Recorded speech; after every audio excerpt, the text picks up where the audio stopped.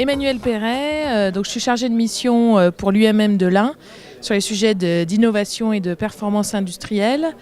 Donc l'UMM de l'Ain, c'est 850 entreprises, 80% de PME. Donc je pilote 2 programmes autour de l'innovation, Avenir Industrie, et puis une chaire en fait en partenariat avec Grenoble INP sur la transformation 4.0. Je travaille au tissage de Charlieu, donc on est une entreprise de textile au nord de Roanne. On fait du tissage jacquard pour l'habillement féminin.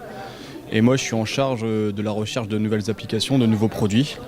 Donc c'est pour ça que j'étais là sur cette journée, pour comment innover, comment mettre en relation la créativité et la production, les différentes intelligences dans l'entreprise, qu'elles soient intellectuelles, manuelles, et qu'on crée un effet boule de neige, un effet intéressant entre toutes ces compétences pour amener l'entreprise à trouver de nouveaux projets, de nouvelles façons de travailler et d'avoir cette culture d'innovation qui rentre dans l'entreprise.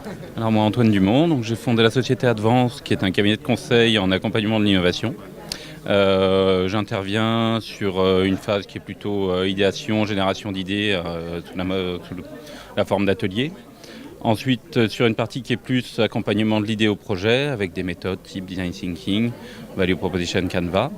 Et puis après, de façon plus traditionnelle, sur tout ce qui est accompagnement en gestion de projet de services. Okay.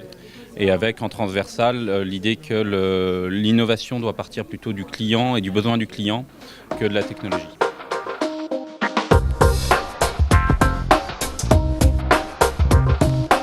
J'ai retenu que pour une PME, il faut être ouverte, en alerte, qu'il y avait des grands messages positifs sur le fait qu'il y a beaucoup de possibles aujourd'hui, qu'on peut faire plein de choses en termes d'innovation. Alors moi je repars avec plus de questions qu'encore je suis arrivé. Donc ça c'est bien, ça va nous permettre je pense de nous poser les bonnes questions sur comment on est structuré, comment on aborde l'innovation au sein de l'entreprise. Une journée assez intéressante, même très intéressante, aussi bien de la part de la diversité des acteurs qui viennent de mondes aussi bien universitaires que professionnels et accompagnement de professionnels.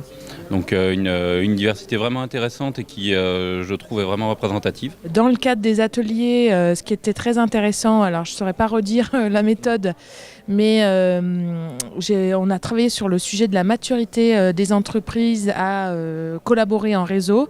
Et là, l'approche était très très intéressante. Le fait de pouvoir s'auto-évaluer, de partager ça avec les autres PME d'un groupe qui innove, c'est, je pense, vraiment très enrichissant et gage de réussite du projet. C'était très bien d'avoir un cas concret de réussite d'un projet, de voir que les choses que j'ignorais sur les sciences humaines et qui s'intéressent à ce processus d'innovation, moi qui suis ingénieur de formation, donc j'avais pas cette culture sciences humaines, et de voir qu'il y a des solutions qui existent avec dans d'autres champs de compétences, et pour moi c'était très intéressant de ce point de vue-là. Une bonne vue sur le côté aussi collaboration entre les différentes PME sur ces projets d'innovation, assez intéressant. En léger bémol, mais comme je le disais, peut-être une approche parfois trop produit, trop brevet et pas assez innovation, soit par les usages, soit centré sur l'expérience utilisateur.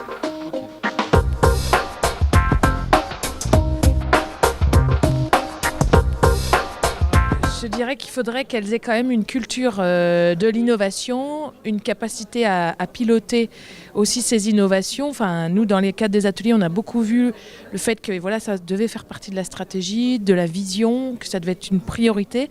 Donc je pense qu'il faut quand même qu'il y ait en interne une capacité, en tout cas, à piloter.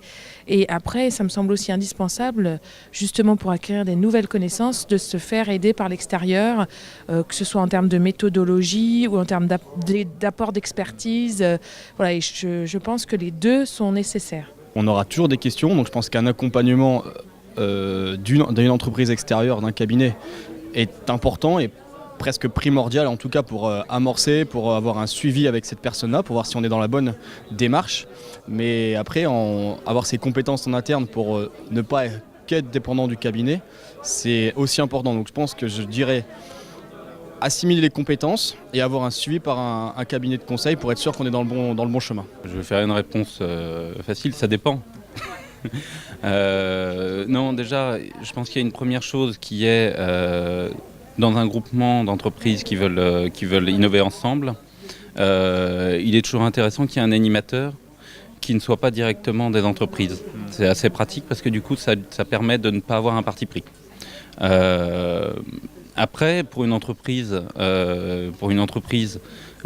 PME comme grand groupe, s'il y a une vraie volonté d'avoir une entreprise qui est innovante et qui a de l'innovation très récurrente, là en effet, intégrer des connaissances et des compétences au niveau de l'entreprise et au niveau de collaborateurs qui peuvent porter ces différentes méthodes, en effet, c'est quelque chose de plutôt intéressant. Pour synthétiser, je pense qu'il y a plus un intérêt à ce que les PME et les différents collaborateurs dans les PME soient habitués à l'utilisation de différents types de méthodes. Par contre, après, de pouvoir les animer eux-mêmes, je dirais, c'est toujours la même question. Est-ce qu'on externalise sa comptabilité ou pas? Est-ce qu'on externalise son informatique ou pas? Est-ce qu'on externalise... Je dirais, à mon sens, c'est des fonctions support. Ce sont des fonctions support où il peut y avoir un choix stratégique de les intégrer ou un choix stratégique de les externalités. Mais ça doit faire partie d'une réflexion et d'une réflexion cohérente au niveau des sociétés.